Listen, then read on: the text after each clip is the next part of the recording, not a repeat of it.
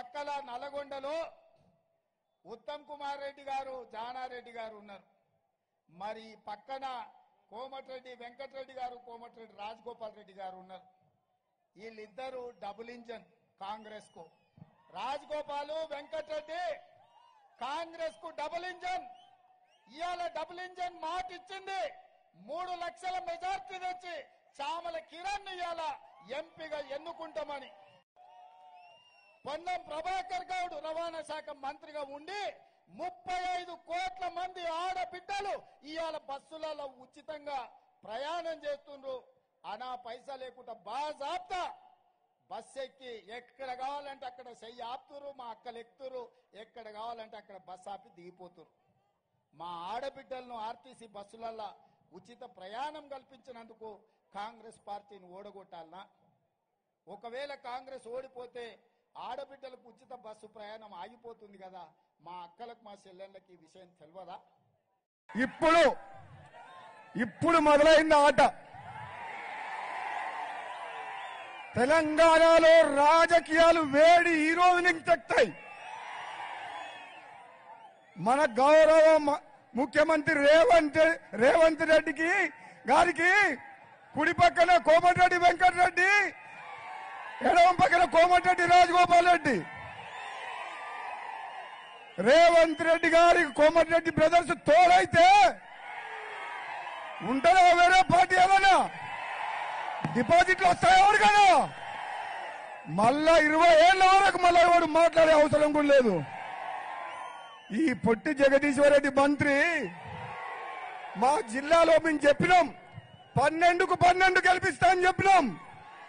ఒక చిన్న పొరపాటు చేయడం వల్ల సూర్యాపేట ఒక్క దగ్గర 4000 తోటి జర్రల మిస్ అయిన మన పొట్టుడు. ఏ మంత్రి అయ్యా, ఏమేమో విరవిగుతున్నావు?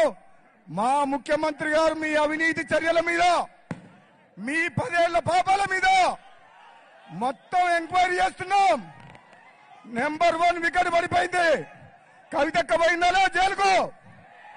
వచ్చే సంవత్సరం కవితక్క బతుకమ్మ ఎక్కడ ఆడుతుంది? తీహారు జైల్లో ఆడుతుంది. మీ అందరు చెప్తున్న సోదరులారా, ఒకడే ఒక మాట చెప్తా. 10 ఏళ్ల పాటు అప్పుల పాలు చేసి ఆగమైన తెలంగాణ మొత్తాన్ని ఈ రోజు తెలంగాణ రాష్ట్రాన్ని గాడిలో పెట్టే బాధ్యత, నిజమైన బంగారు తెలంగాణ చేసే బాధ్యత మన గౌరవ ముఖ్యమంత్రి గారు రేవంత్ రెడ్డి గారు తీసుకున్నారు. మీలాగా టీఆర్ఎస్ పార్టీ లాగా కుటుంబం కోసం, కమిషన్ల కోసం ఈ ప్రభుత్వం పనిచేయదు.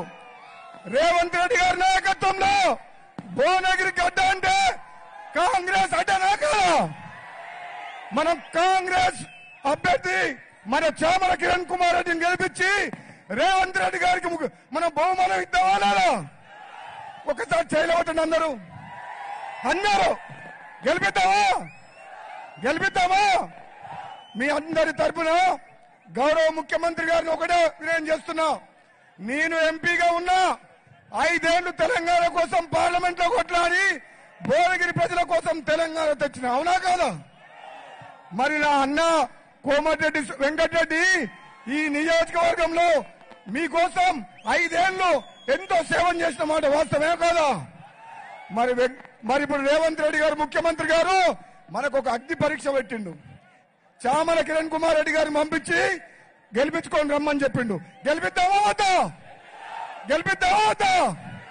మేమందరం కూడా ఈ రోజు నుంచి రాత్రింబగలు కష్టపడి నల్లగొండ పార్లమెంట్ లో